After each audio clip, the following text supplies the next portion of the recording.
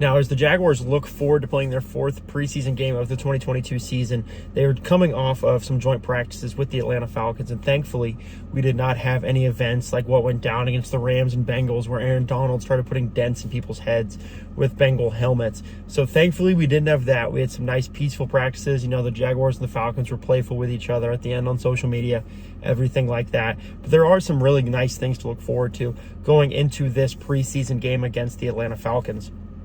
Number one, obviously, Devin Lloyd. It's going to be the Jaguars' first look. It's going to be Jaguar fans' first look at the second first-round pick in the 2022 draft from the Jaguars. And on top of that, Darious Williams as well. It's going to be the Jaguar fans' first look, Jaguars' first look at the prospective number 3 corner on this team, the prospective nickel corner for the Jaguars coming out of Los Angeles. Ultimately, what is Devin Lloyd going to look like? The one can imagine that he's going to be going up against competition that is far less than what he is. Devin Lloyd is expected to come in and be this just athletic freak of nature and absolutely dominate in this in the league. And he's really supposed to be able to perform incredibly well. You know, you're talking about a guy that has like 40 plus tackles for loss, and he only has 15 sacks. So he's a menace in the backfield. You know, we're talking about 28 tackles for loss over really 3 seasons that he played, on top of the litany of turnovers he created while he was a Utah Ute. And so overall, Devin Lloyd should come in and look like what we're expecting Devin Lloyd to look like. You're getting the talent and you're getting the expectations. We're mashing them together, and really we should see something incredible here. And the same thing for Darious Williams. If the Jaguars get what the LA Rams got from Darious Williams in 2020, the Jaguars hit a gold mine in free agency. They look like they've already made some really good signings. They've looked like they've made some really good draft picks. If they hit on Darious Williams on top of all that, Balky is going to be the general manager of this team for a long time if he hits on this entire offseason period with the signings and the draftees.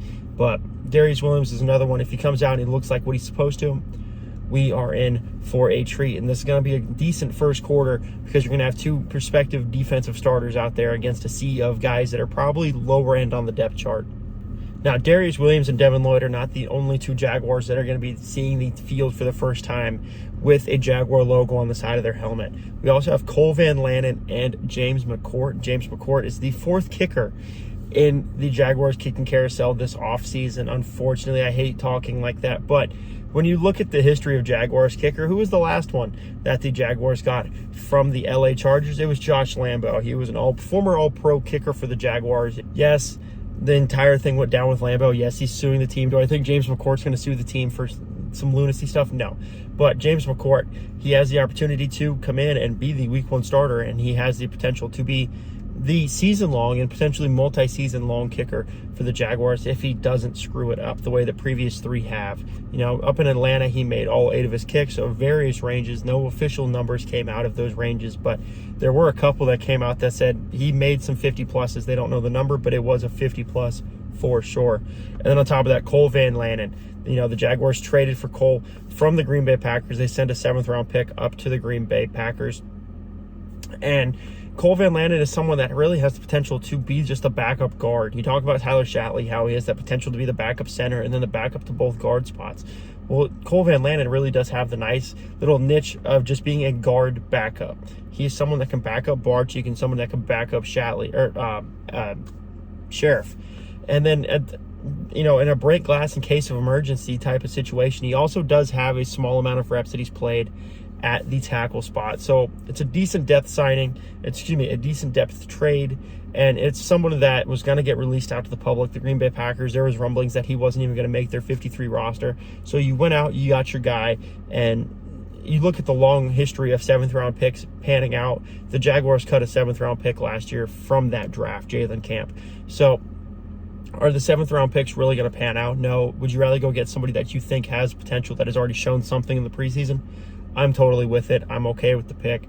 Both guys, I'm really hoping the best for it. I do think they're going to get a lot of exposure in this game. Obviously, McCourt's going to kick all kickoffs and extra points and field goals, and Van Lanen's probably going to play the majority of the first half, potentially even into the second half, depending on what they want this Jaguars offensive line to look like in the most meaningless of meaningless preseason games that they're going to be playing in this season. Now, Tim Jones, that's a battle I am very excited to see. Tim Jones has almost seemed like he's going to force his way onto the starting roster, onto the 53-man roster come week 1 against the Washington Commanders.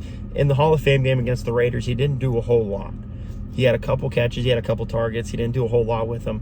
But then, man, in week 2 against the Cleveland Browns, he absolutely showed out. He had something like 6-7 targets, 6-7 catches, somewhere in that range, and he had a bunch of yards, and he played very, very well. And the whole talking point going into the week 3 preseason game against the Steelers was, can Tim Jones replicate that success against the Cleveland Browns? And yes, he did. I have no 1,000% Tim Jones replicated the success that he had against the Cleveland Browns against the Steelers. I saw a crazy stat on PFF that his average depth of target was 1.6 yards per target.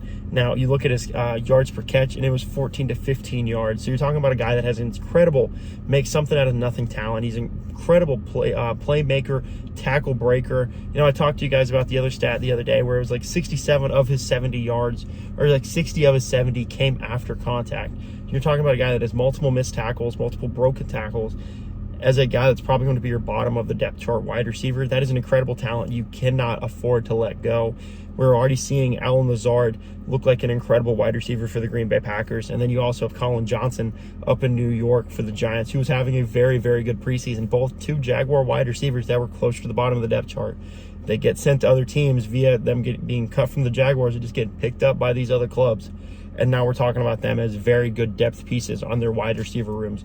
We don't want to see that happen again with Tim Jones and a wide receiver room that is starving for talent. Yes, we've signed Christian Kirk. Yes, we've signed Zay Jones. We look like we're going to be a better unit this year, but we are still starved of talent, and we cannot afford to let that go. So Tim Jones hopefully does make this roster, even if they do have to carry a 7th, which Doug Peterson has done on his teams prior to this year. So hopefully Tim Jones does make the roster. I'd hate to see him performing on another team in another uniform. And now, as much as it sucks to sit here and talk about how we're talking about cutting a first-round pick after 3 years, K'Lavon Chaisson has really struggled. You know, Taven Bryan struggled, but every once in a while he'd make a splash play. He would, get to the backfield, he'd get after the quarterback, he'd flush a play out. He would do something that says, okay, he's worth keeping around. K'Lavon Chaisson is just... he has a bunch of bad stigma, and he has a bunch of bad stench on him. You know, you're talking about a guy that was the first of, 3 picks we got for the Jalen Ramsey trade, and he was the first of 2 first-round picks we got. He's entirely underperformed. He's a guy that has a 40% missed tackle rate throughout his career in Jacksonville, and he's done nothing to help himself, whether it be the stupid training video of him in the sand pit, whether it's the videos of him getting thrown to the ground after he tries to do the whole jumping pass rush move against a previous team in the preseason. The stigma is just continuing to build on and on and on. And I do think this is the most at-risk K'Lavon Chaisson's roster spot has been his entire time in Jacksonville. The Jaguars have one of the better pass rush units that they've had in his time in Jacksonville. And as a whole, you're looking at him. He's not going to be able to hold the candle at the end of the year to Arden Key, Trayvon Walker, and also Josh Allen. You talk about even DeJuan Smoot could probably play better in his role. And so you're looking at a bunch of guys that should be playing and that are playing above of K'Lavon Chaisson. And is K'Lavon Chaisson worth being just a depth piece because you want to say he's young and he's incredibly athletic? When is it time to just pull the plug on him? I'm not going to advocate for his cut, but it's a worthy talking point of when is too much and how long are we just going to keep dragging him through whatever we're going through, because he's certainly not standing up and helping pull the rope. He's just hanging on to the rope.